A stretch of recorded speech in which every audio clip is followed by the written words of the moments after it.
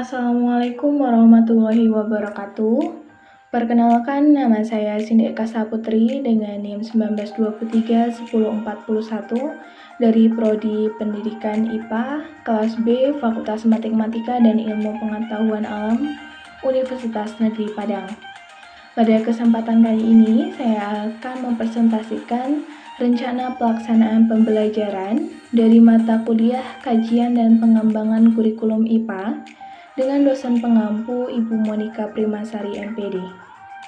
Pada kesempatan kali ini, RPP yang akan saya bahas dari tingkat sekolah menengah pertama, kelas 9, semester 1, dengan KD 3.1 dan 4.1. Pembahasan yang akan kita lakukan yang pertama yaitu mengenai alokasi waktu per KD dan per materi. Alokasi waktu per KD terdapat 15 jam pembelajaran untuk materi yang saya ampu, dilaksanakan selama 1 minggu. Dalam 1 minggu terdapat 5 jam pembelajaran dan 1 jam pembelajaran itu terdapat 40 menit. Untuk alokasi waktu per materi menggunakan pola 32-32-32 jam pembelajaran. Selanjutnya yang kita bahas yaitu mengenai kompetensi dasar. 3.1 menghubungkan sistem reproduksi pada manusia dan gangguan pada sistem reproduksi serta penerapan pola hidup yang menunjang kesehatan reproduksi. Untuk KD 4.1 menyajikan hasil penelusuran informasi dari berbagai sumber terkait kesehatan dan upaya pencegahan gangguan pada organ reproduksi. Materi yang akan saya bahas mengenai sistem reproduksi pada manusia. Selanjutnya yang akan kita bahas mengenai pendekatan, model, dan juga metode. Untuk pendekatan itu sendiri, kita menggunakan pendekatan saintifik. Pendekatan saintifik adalah suatu cara untuk memperoleh pengetahuan melalui prosedur-prosedur tertentu yang bersifat ilmiah. Tahapan dari pendekatan saintifik itu terdiri dari 5. Yang pertama mengamati, menanya, mengumpulkan informasi, mengasosiasikan, dan juga mengomunikasikan. Tujuan dari pendekatan saintifik itu terdiri dari 6. Yang pertama meningkatkan kemampuan peserta didik. Yang kedua membentuk kemampuan dalam menyelesaikan masalah secara sistematik. Yang ketiga melatih peserta didik dalam mengemukakan ide-ide. Yang keempat, meningkatkan hasil belajar peserta didik. Yang kelima, menciptakan kondisi pembelajaran supaya peserta didik merasa bahwa belajar merupakan suatu kebutuhan. Dan yang keenam, mengembangkan karakter peserta didik. Untuk model yang pembelajaran yang saya gunakan yaitu integrate. Model pembelajaran integrate adalah model pembelajaran terpadu yang memadukan berbagai mata pelajaran atau disiplin ilmu, tetapi ada penetapan prioritas untuk menemukan konsep, keterampilan, sikap yang sama dari berbagai disiplin ilmu yang saling tumpang tindih dalam berbagai disiplin ilmu. Metode yang digunakan yaitu ada 3. Yang pertama yaitu diskusi, yaitu untuk bertukar pendapat. Yang kedua itu membuat kesimpulan atau menyusun berbagai alternatif pemecahan masalah. Metode selanjutnya yaitu tanya jawab, yaitu sebagai pendorong dan pembuka jalan bagi siswa untuk mengadakan penelusuran. Metode yang ketiga yaitu wawancara, memberikan kesempatan kepada peserta didik untuk terjun langsung ke lapangan untuk mencari informasi terkait dari narasumber. Selanjutnya akan kita bahas mengenai tujuan pembelajaran dan indikator pembelajaran. Untuk pertemuan pertama, indikator pembelajaran 3.1.1 mendeskripsikan fase-fase pembelahan mitosis dan meiosis. 3.1.2 menjelaskan ciri setiap fase pembelahan mitosis dan meiosis. 3.1.3 menjelaskan karakter atau sifat sel anakan hasil pembelahan mitosis dan meiosis. Tujuan pembelajaran. Yang pertama, siswa mampu mendeskripsikan fase-fase pembelahan mitosis dan meiosis. Yang kedua, siswa mampu menjelaskan ciri setiap fase pembelahan mitosis dan meiosis. Yang ketiga, siswa mampu menjelaskan karakter atau sifat sel anakan hasil pembelahan mitosis dan juga meiosis.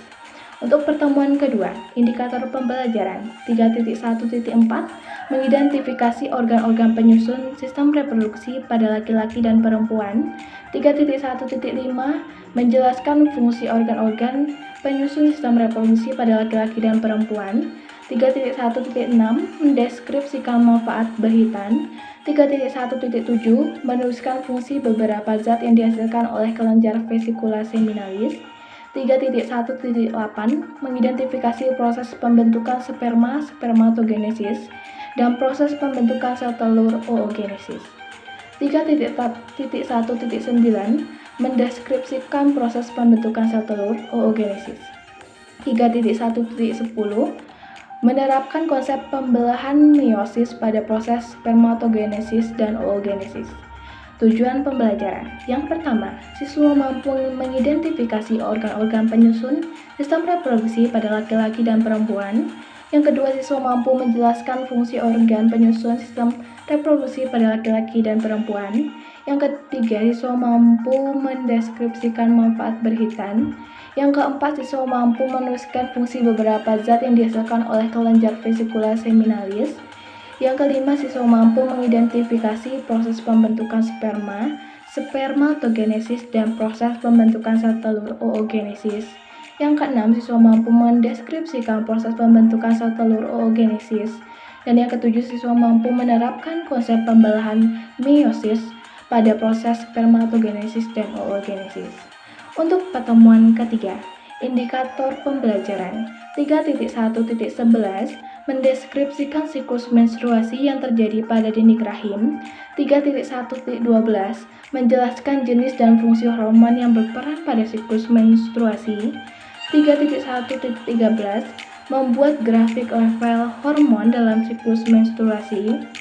3.1.14 mendeskripsikan proses fertilisasi dan kehamilan. 3.1.15 menjelaskan proses perkembangan janin selama dalam kandungan. 3.1.16 mendeskripsikan fungsi cairan ketuban bagi janin.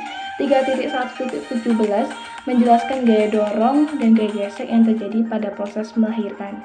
Tujuan pembelajaran. Yang pertama, siswa mampu mendeskripsikan siklus menstruasi yang terjadi pada dinding rahim. Yang kedua, siswa mampu menjelaskan jenis dan fungsi hormon yang berperan pada siklus menstruasi. Yang ketiga, siswa mampu membuat grafik level hormon dalam siklus menstruasi.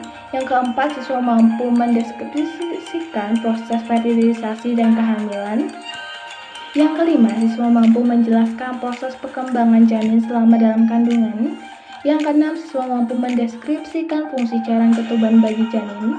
Dan yang ketujuh, siswa mampu menjelaskan gaya dorong dan gaya gesek yang terjadi pada proses melahirkan. Untuk pertemuan keempat, indikator pembelajaran 3.1.18 menjelaskan berbagai macam penyakit pada sistem reproduksi manusia. 4.1.1 menyajikan laporan hasil studi tentang penyakit pada sistem reproduksi. Untuk tujuan pembelajaran, yang pertama, siswa mampu menjelaskan berbagai macam penyakit pada sistem reproduksi manusia. Yang kedua, siswa mampu menyajikan laporan hasil studi tentang penyakit pada sistem reproduksi. Untuk pertemuan kelima, indikator pembelajaran 3.1.19 menjelaskan upaya pencegahan penyakit pada sistem reproduksi. 4.1.2 membuat poster tentang upaya pencegahan dan penularan penyakit seksual. Untuk tujuan pembelajaran, yang pertama, siswa mampu menjelaskan upaya pencegahan penyakit pada sistem reproduksi manusia. Yang kedua, siswa mampu membuat poster tentang upaya pencegahan dan penularan penyakit seksual. Untuk pertemuan ke-6, kita akan melakukan ulangan harian dengan materi sistem reproduksi pada manusia.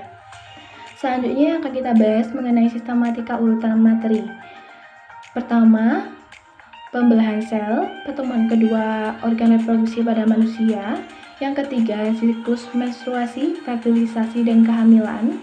Pertemuan keempat yaitu penyakit pada sistem reproduksi manusia. Yang kelima yaitu upaya pencegahan penyakit pada sistem reproduksi manusia. Dan yang keenam, ulangan harian. Untuk sistematika urutan materi yang akan dibahas setiap pertemuan, untuk pertemuan pertama mengenai pembelahan sel, akan dibahas pembelahan mitosis, pembelahan meiosis, pembentukan sel kelamin melalui pembelahan meiosis. Untuk pertemuan kedua, struktur dan fungsi sistem reproduksi pada manusia yang akan dibahas organ reproduksi pria dan wanita. Yang kedua, struktur dan fungsi organ penyusun sistem reproduksi pada pria dan wanita. Yang ketiga, proses pembentukan sel sperma dan sel telur. Yang keempat, fungsi zat yang dihasilkan oleh vesikula seminalis. Untuk pertemuan ketiga, siklus menstruasi, fertilisasi, dan kehamilan. Yang akan dibahas yang pertama, grafik level hormon dalam siklus menstruasi. Yang kedua, fertilisasi dan kehamilan. Yang ketiga, tahapan dan perkembangan embrio. Yang keempat, ultrasonografi atau USG. Yang kelima, fungsi cairan ketuban. Yang keenam, gaya gesek dan gaya dorong saat melahirkan. Dan yang terakhir yaitu peristiwa bayi kembar.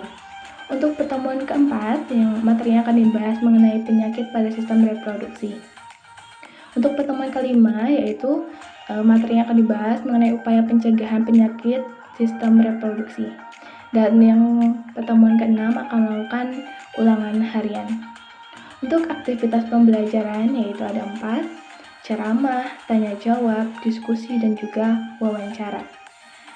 Untuk aktivitas pembelajaran pada pertemuan 1 sampai pertemuan 5 itu umumnya sama.